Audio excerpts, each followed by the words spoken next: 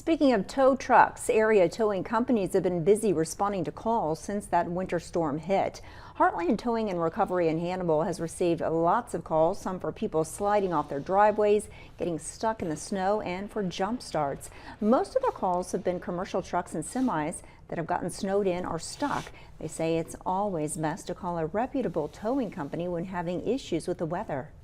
There are chains and straps that you can purchase at your local hardware stores that are not rated for towing of a 3 and 4 ton unit. I mean, you could get yourself in a situation or harm yourself, harm the person you're trying to help, and that doesn't do any good.